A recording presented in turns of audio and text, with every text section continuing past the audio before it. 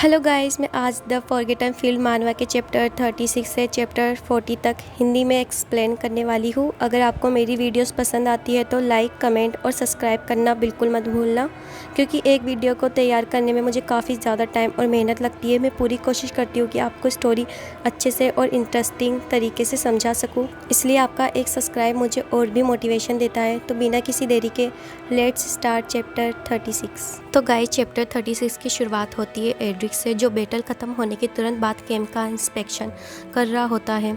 अभी सिर्फ 1 घंटा ही हुआ था, लेकिन पूरा कैंप तबाही का शिकार हो चुका था। सोल्जर मरे हुए मॉन्स्टर्स की बॉडीज हटा रहे थे, टेंट्स को ठीक कर रहे थे और घायलों का इलाज चल रहा था। एड्रिक सब कुछ देखते हुए अंदाज़ा लगाता है कि लगभग 25 से 30 लोग मर चुके हैं। वो सोचता है कि इतने सारे ड्रैगन एक साथ आना बिल्कुल नॉर्मल नहीं था। नॉर्मली ड्रैगन सर्दियों के बाद अलग अलग जगह चले जाते हैं और एक जगह इतनी बड़ी संख्या में मिलना बहुत ही रेयर होता है। मतलब ये सिर्फ एक एक्सीडेंट नहीं था, इसके पीछे कुछ बड़ा राज छिपा हुआ है। इसी सोच में डूबा हुआ एड्रिक वॉरियर्स के लीडर सर बार्कस के पास पहुंचता है और बताता है कि उसे उत्तर दिशा में ड्रैगन के गिरने के निशान मिले हैं। शायद कोई वहां गिरा है और अभी भी जिंदा हो सकता है। एड्रिक तुरंत एक सर्च टीम भेजने की बात करता है, लेकिन तभी राजकुमार गेरिस गुस्से में आकर उसे रोक देता है। वह कहता है, जो भी था अब तक मर चुका होगा, हमें अपना समय बर्बाद नहीं कर सकते। ये सुनकर एड्रिक को बहुत गुस्सा आता है, क्योंकि जिसकी बात हो रही थी वो और कोई नहीं बल्कि राजकुमारी तालिया थी। एड्रिक हिम्मत करके कहता है कि अगर इजाज़त मिले तो वो खुद राजकुमारी तालिया को ढूंढने जाएगा, लेकिन गेरिस उसका कॉलर पकड़ लेता है और गुस्से में बोलता है, तुम उस लड़की के लिए मेरे ऑर्डर्स का विरोध कर रहे हो। तब गेरिस एक शॉकिंग बात बताता है। वह कहता है कि इस साम्राज्य की असली राजकुमारी सिर्फ आयला है और तालिया का जन्म ही नहीं होना चाहिए था। उसके हिसाब से तालिया का मर जाना ही बेहतर है। तो गाइस, ये सुनकर साफ साफ पता चलता है कि गेरिस तालिया से कितनी नफरत करता है और उसकी जान की उसे जरा भी परवाह नहीं है।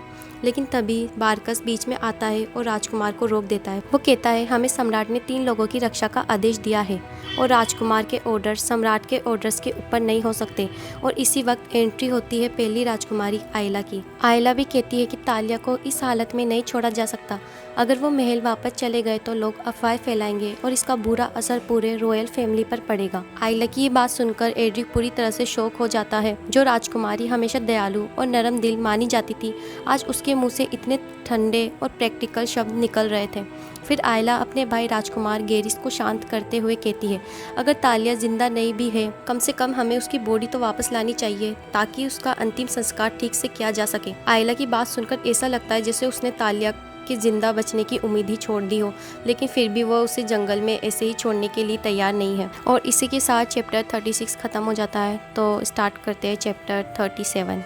प्रिंसेस आयला की बात सुनते ही क्राउन प्रिंस गेरिस हल्की सी डरावनी हंसी हंसने लगता है और कहता है, अगर उस लड़की की लाश एम्प्रेस के पास ले जाई जाए तो बुरा नहीं होगा। उसकी बातों से साफ था कि उसे प्रिंसेस की जिंदगी की कोई परवाह नहीं थी। फिर वो बार्कस से कहता है, अगर तुम इतने ही जिद्दी हो तो पूरी रात पहाड़ों में उसे ढूंढते रहो। इतना कहकर क्राउन प्रिंस और इम्पेरियल प्रिंसेस वहाँ से चले जाते हैं। दूसरी तरफ एड्रिक बहुत परेशान था। उसे डर था कि ड्रैगन के गिरने के बाद प्रिंसेस के सारे निशान कहीं मिट ना गए हों।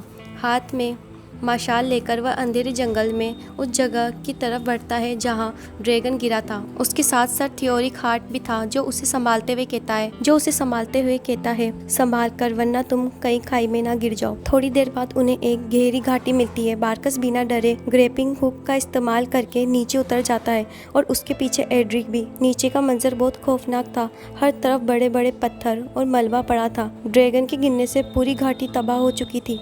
एड्रिक अंधेरे में प्रिंसेस को ढूंढने लगता है और अचानक उसे ड्रैगन की लाश नजर आती है, जिसका एक पंख आग की मैजिक से जला हुआ था। वो सोचता है कि कहीं प्रिंसेस उसके नीचे तो नहीं दबी है। जब वो आसपास देख रहा होता है तब उसे थोड़ी दूर बार्कस खड़ा दिखाई देता है। एड्रिक तुरंत उसकी तरफ भागता है और पूछता है, कमांडर, क्या आपको कुछ मिला? लेकिन बार्कस के सामने का दृश्य देखकर एड्रिक की आवाज रुक जाती है। उसके सामने सेकंड प्रिंसेस तालिया जमीन पर पड़ी थी। उसका चेहरा बिल्कुल सफ़ेद था, बाल बिखरे हुए थे और उसके शरीर के नीचे बाल बिखरे हुए थे और उसके शरीर का निचला हिस्सा बड़े बड़े पत्थरों के नीचे दबा हुआ था। एड्रिक की आंखों में आंसू आ जाते हैं। उसे लगता है कि शायद अब प्रिंसेस को बचाना मुमकिन नहीं। जब वो ध्यान से देखता है तो पता चलता है कि प्रिंसेस का ऊपर का शरीर ठीक है, लेकिन उसकी दोनों टांगें बुरी तरह से कुचल चुकी है। एड्रिक पत्थर हटाने की कोशिश करता है और बारकस से मदद मांगता है। आप क्या कर रहे हैं? प्लीज़ मेरी मदद कीजिए। लेकिन बारकस बिल्कुल चुप खड़ा रहता है। उसके चेहरे पर कोई इमोशन नहीं था। तभी एड्रिक को एक हल्की सी सांस की आवाज़ सुनाई देती है। वो नीचे देखता है और हैरान रह जाता है। प्रिंसेस अभी भी जिंदा थी। एड्रिक खुशी से चिल्लाता है, शी इज अलाइव। वो अभी भी सांस ले रही है। प्रिंसेस धीरे धीरे अपनी आंखें खोलती है। उसकी नज़र धुंधली थी, लेकिन उसने सबसे पहले जिस इंसान का नाम लिया था वो था बारकस। बारकस पहली बार उसके पास झुकता है। प्रिंसेस कमज़ोर सी मुस्कुराहट के साथ कहती है, मुझे पता था तुम मुझे बचाने ज़रूर आओगे।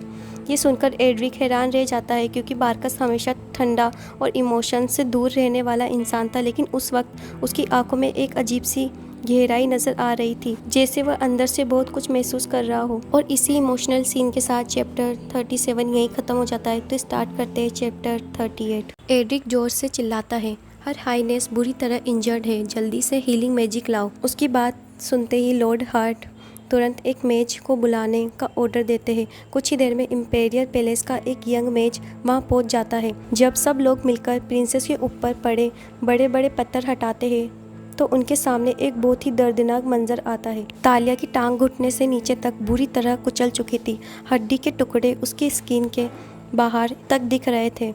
ये देखकर एड्रिक का दिल बैठ जाता है। मेज गंभीर आवाज में कहता है, अगर अभी वुड को हील कर दिया गया तो उसकी टांग हमेशा के लिए टेढ़ी हो जाएगी। पहले हड्डी को सही जगह से सेट करना पड़ेगा।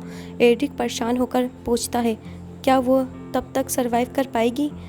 मेज जवाब देता है, मैंने रिकवरी स्पेल लगा दिया है, फिलहाल वह ठीक रहेगी। उसके बाद लॉर्ड हार्ट अपनी तलवार का कवर निकाल कर देता है ताकि उसे तालिया की टांग को सपोर्ट दिया जा सके। जैसे ही एड्रिक उसकी टांग संभालता है, तालिया दर्द से जोर से चीख पड़ती है। एड्रिक घबरा जाता है और उसकी पकड़ छूट जाती है। जख्म से फिर से खून आने लगता है। तभी बारकस आगे बढ़ता है। वह तालिया की बॉडी को अपनी बाहों में कस लेता है और पकड़ लेता है और ठंडी आवाज में कहता है, जल्दी ब्लीडिंग रोको। मेज और नाइट्स मिलकर उसके घाव पर कपड़ा बांध देते हैं। डर से तालिया जानवर की तरह चिल्ला रही थी और उसके हाथ बारकस की गर्दन को जोर से पकड़े हुए थे। इमरजेंसी ट्रीटमेंट के बाद बारकस बिना किसी से कुछ कहे तालिया को अपनी बाहों में उठा लेता है। एड्रिक कहता है, कमांडर, मैं प्रिंसेस को उठा लेता हूँ, आप खुद भी इंजर्ड है। लेकिन बारकस उसे ठंडे अंदाज में मना कर देता है। छोड़ो, बस रास्ता दिखाओ, हमारे पास वक्त नहीं है। एड्रिक चुप हो जाता है और मशाल लेकर आगे चलने लगता है। तालिया को लग रहा था कि जैसे उसकी टांग आग में जल रही हो। दर्द की वजह से वो होश में आती है और आंखें खोलती है। लेकिन जैसे ही वह देखती है कि लोग उसके घाव का इलाज कर रहे हैं, वो बुरी तरह घबरा जाती है। वो चिल्लाने लगती है, मुझे छोड़ो, मुझे मत छुओ। डर के मारे वह बेड से भागने की कोशिश करती है। उसके आसपास के लोग उसे समझाते हैं, प्रिंसेस शांत हो जाइए, हम आपका इलाज कर रहे हैं। लेकिन तालिया किसी की बात नहीं सुनती। उसके दिल में पुराने डर वापस आ गए थे। उसे लग रहा था कि सब लोग उसे नुकसान पहुंचाएंगे। एक नाइट उसे दवा पिलाने की कोशिश करता है और कहता है, ये जहर नहीं है, ये मेडिसिन है जो आपका दर्द कम करेगी। लेकिन तालिया उस पर भरोसा नहीं करती। वो दवा की बोतल को धक्का दे देती है और भागने की कोशिश करती है। तभी टेंट का पर्दा खुलता है। बारकस अंदर आता है। उसकी बारिश जैसी ठंडी खुशबू तालिया तक पहुंचती है। एक पल के लिए तालिया बिल्कुल जम सी जाती है। बारकस पीछे से उसे अपनी बाहों में मजबूती से पकड़ लेता है और नाइट को ऑर्डर देता है, मेडिसिन लाओ। नाइट तुरंत नई दवा लाता है। बारकस बोतल का ढक्कन खोलता है और उसे तालिया के होठों के पास ले जाकर धीमी आवाज में कहता है, पी लो। और इसी सस्पेंस के साथ चैप्टर 38 यहीं खत्म हो जाता है। तो स्टार्ट करते हैं चैप्टर 39। जब तालिया की आंखें धीरे धीरे बंद होने लगती है, उसके दिमाग में सिर्फ एक ही बात चल रही होती है कि कहीं ये दवा कोई जहर तो नहीं। फिर भी उसके पास कोई और ऑप्शन नहीं होता, इसलिए वह अपना मुंह खोल देती है। बारकस बोतल का कड़वा लिक्विड उसके मुंह में डाल देता है। तालिया उस दवा को पीने से बचने की कोशिश करती है और जोर से खांसने लगती है।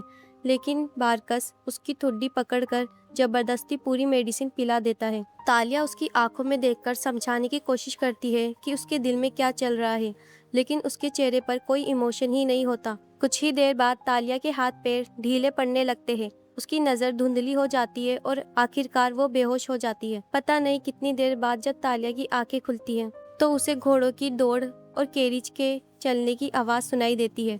धीरे धीरे उसकी नज़र साफ होती है और उसे समझ आता है कि वह एक केरिज के अंदर लेटी हुई है। एक पल के लिए उसे लगता है कि शायद ड्रैगन का अटैक और उसके साथ हुआ सब कुछ सिर्फ एक बुरा सपना था, लेकिन अगले ही पल उसके घुटनों और कमर तक इतना तेज दर्द उठता है कि उसे सच्चाई का एहसास हो जाता है। वह अपनी लेफ्ट लेग को देखती है और शॉक हो जाती है। उसकी पूरी टांग मोटी पट्टियों से लपटी हुई थी और कपड़ों पर खून के निशान भी दिख रहे होते हैं। तालिया खड़ी होने की कोशिश करती है, लेकिन जैसे ही अपने पैरों पर जोर देती है, उसकी रीढ़ की हड्डी तक दर्द की लहर पहुंच जाती है। वह जोर से चीख पड़ती है और वापस कैरिज के फ्लोर पर गिर जाती है। उसकी चीख सुनते ही कैरिज तुरंत रुक जाता है और एक इंपेरियल नाइट घबराया हुआ अंदर आता है। वो तालिया को पेन किलर देने की कोशिश करता है और कहता है कि हीलर ने ये दवा भेजी है, लेकिन तालिया उससे सीधा सवाल करती है, मेरे ऊपर हीलिंग मैजिक क्यों नहीं यूज की गई? नाइट एकदम घबरा जाता है। फिर वो बताता है कि तालिया की इंजरीज इतनी सीरियस थी कि उन्हें एक साथ हील करना पॉसिबल ही नहीं था। सिर्फ हड्डियां सेट की गई है और इमरजेंसी ट्रीटमेंट दिया गया है। बाकी का प्रॉपर ट्रीटमेंट इंपेरियल पैलेस के प्रोफेशनल हीलर्स ही करेंगे। तालिया को याद आता है कि एक बहुत बड़ा पत्थर उसके घुटनों और थाई पर गिर गया था। वो समझ जाती है कि अगर उस वक्त जबरदस्ती हीलिंग की जाती तो शायद वो हमेशा के लिए अपना पैर खो देती। लेकिन फिर भी वह गुस्से में पूछती है, मतलब मुझे इतने दर्द में ही इंपेरियल पैलेस तक जाना पड़ेगा? नाइट मजबूरी में हाँ कह देता है और बोलता है कि वह लोग सबसे तेज रास्ते से गिलियन लौट रहे हैं। खिड़की के बाहर देखते हुए तालिया अनजाने में ऐश ब्लॉन्ड बालों वाले उस इंसान को ढूंढने लगती है। जैसे ही उसे अपनी इस हरकत का एहसास होता है, वह तुरंत पर्दे बंद कर देती है। फिर वह अपने भाई के बारे में पूछती है, मुझे हैरानी है कि मेरे भाई ने इंपेरियल पैलेस लौटने की इजाजत कैसे दे दी? नाइट हल्के से कड़वा मुस्कुराकर जवाब देता है कि ड्रैगन अटैक में बहुत सारे लोग मर चुके हैं, अब सबको जल्दी वापस जाना ही पड़ेगा ताकि उनकी अंतिम क्रिया की जा सके। उसके बाद वो दोबारा तालिया को मेडिसिन पीने के लिए कहता है, लेकिन तालिया सीधे मना कर देती है और बोलती है, मुझे किसी दवा की जरूरत नहीं है, मुझे सिर्फ आराम करना है। नाइट जब बारकस का नाम लेता है तब तालिया का चेहरा तुरंत ठंडा पड़ जाता है। वो सख्त आवाज में कहती है, क्या तुम्हें लगता है कि मैं उस आदमी पर भरोसा करती हूँ? और बिना किसी हिचकिचाहट के बोलती है, मैं किसी पर ट्रस्ट नहीं करती, और सबसे ज्यादा उस आदमी पर तो बिल्कुल भी नहीं। ये सुनकर नाइट चुप हो जाता है और कैरिज से बाहर निकल जाता है। शाम होते ही एक मेज कैरिज में आता है। वो रिकवरी मैजिक यूज करता है, एक खास किस्म की जड़ी बूटी जलाता है, जिससे तालिया का दर्द कुछ देर के लिए कम हो जाता है और उसे नींद आने लगती है। लेकिन उसकी ये नींद ज्यादा देर तक नहीं टिकती। कुछ ही वक्त बाद दर्द फिर से पहले से भी ज्यादा बढ़ जाता है। तालिया धीरे धीरे उठने की कोशिश करती है ताकि मेज को दोबारा बुला सके, लेकिन तभी अचानक उसकी सांसें रुक सी जाती है। वह अंधेरे में आंखें फाड़कर देखने लगती है। तो ये चैप्टर यहीं खत्म होता है। तो स्टार्ट करते हैं चैप्टर 40। गाइस, पिछली वीडियो पर हमने 200 लाइक्स का टारगेट रखा था, लेकिन उस वीडियो पर 150 लाइक्स आए हैं। फिर भी आप सबने इतना अमेजिंग सपोर्ट दिखाया, उसके लिए थैंक यू। अब इस वीडियो का टारगेट भी 200 लाइक्स का है। आई होप इस बार आप सब मिलकर इस टारगेट को ज़रूर कंप्लीट करोगे।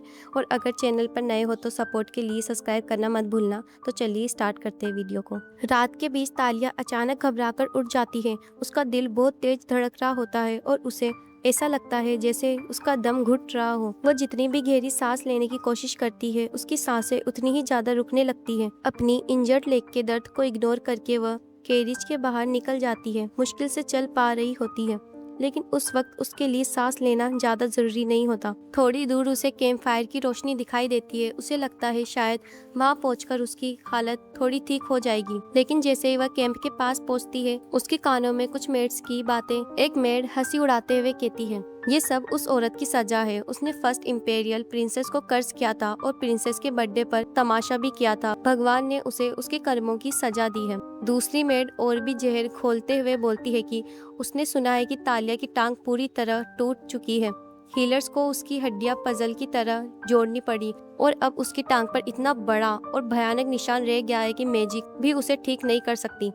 फिर सब मेड्स मिलकर हंसने लगती है और कहती है, अब वो कभी पहले की तरह घमंड नहीं दिखा पाएगी। कौन उस जैसी अपंग और चिड़चिड़ी लड़की से शादी करेगा? ये सब सुनकर तालिया का खून खोल उठता है। वह धीरे धीरे उनके पीछे जाकर उस मेड के बाल जोर से पकड़ लेती है।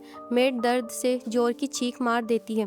तालिया उसके बाल खींचते हुए ठंडी आवाज में कहती है, रुक क्यों गई, और बोलो। जब मेड पलटकर देखती है, उसके सामने खुद तालिया खड़ी थी, तो उसका चेहरा डर से सफेद पड़ जाता है। तालिया उसका मजाक उड़ाते हुए बोलती है, क्या हुआ, मैं तो सिर्फ एक अपंग और चिड़चिड़ी लड़की हूँ ना। मेड रोते हुए माफी मांगने लगती है और बोलती है कि उसे बहुत बड़ी गलती हो गई, लेकिन तालिया उसे पूछती है, गलती की है तो पहले सजा मिलेगी या माफी। कैंप में खड़े लोग तब तालिया एक नाइट को अपने पास बुलाती है और उस मेड को उसके सामने घुटनों पर गिरा देती है। फिर वह हुक्म देती है, इसने इंपेरियल फैमिली की बेइज्जती की है, तलवार निकालो और इसी वक्त इसकी सजा दो। नाइट परेशान हो जाता है। वो रिस्पेक्टफुली मना करते हुए कहता है कि इस वक्त कैंप में बहुत सारे जख्मी लोग हैं और मरे हुए लोगों के अंतिम संस्कार की तैयारी चल रही है। अगर अभी ये सब हुआ तो और भी ज्यादा अफरा तफरी मच जाएगी। ये सुनकर तालिया का गुस्सा और भड़क उठता है। वह चीख कर कहती है, मतलब तुम मेरा हुक्म मानने से मना कर रहे हो। नाइट चुपचाप सर झुका लेता है। तब तालिया खुद ही उस नाइट की तलवार खींचने की कोशिश करती है, लेकिन उसकी बॉडी इतनी कमजोर होती है और तलवार इतनी भारी कि बैलेंस बिगड़ जाता है। अगले ही पल वह सबके सामने जमीन पर गिर पड़ती है। एक पल के लिए पूरा कैंप बिल्कुल खामोश हो जाता है। जमीन पर गिरी हुई तालिया सबके चेहरे देखती है और उसके दिमाग में पुरानी बेइज्जती की यादें वापस आ जाती है। वो पूरी ताकत लगाकर खड़ी होने की कोशिश करती है, लेकिन उसकी इंजर्ड लेग बिल्कुल साथ नहीं देती। तब उसकी नज़र उस मेड पर पड़ती है जो उसे उस हालत में देख रही होती है। तालिया के लिए ये बेइज्जती बर्दाश्त करना नामुमकिन हो जाता है। वह पास में जलती आग से एक जलती हुई लकड़ी उठाती है और बिना सोचे समझे उस मेड के चेहरे पर जोर से मार देती है। मेड की दर्द भरी चीख पूरे कैंप में गूंज उठती है। तालिया दोबारा अटैक करने ही वाली होती है कि अचानक अंधेरे से एक आदमी आता है और उसे अपनी बाहों में रोक लेता है। वो और कोई नहीं, बारकस होता है। बारकस उसके हाथों से जलती हुई लकड़ी छीनकर दूर फेंक देता है और ठंडी नजरों से तालिया को देखता रहता है। तालिया के दिल में उसके लिए और भी ज्यादा नफरत बढ़ जाती है। उसके दिमाग में सिर्फ एक ही बात चल रही होती है, ये आदमी कभी मेरा साथ नहीं देता, ना ये मेरे लिए लड़ता है और ना ही मुझे खुद अपनी हिफाजत करने देता है। और इसी के साथ चैप्टर 40 यहीं समाप्त हो जाता है। अगर आपको इसका नेक्स्ट चैप्टर चाहिए तो मुझे कमेंट करके ज़रूर बताना। तो मिलते हैं नेक्स्ट चैप्टर में, जब तक के लिए बाय बाय।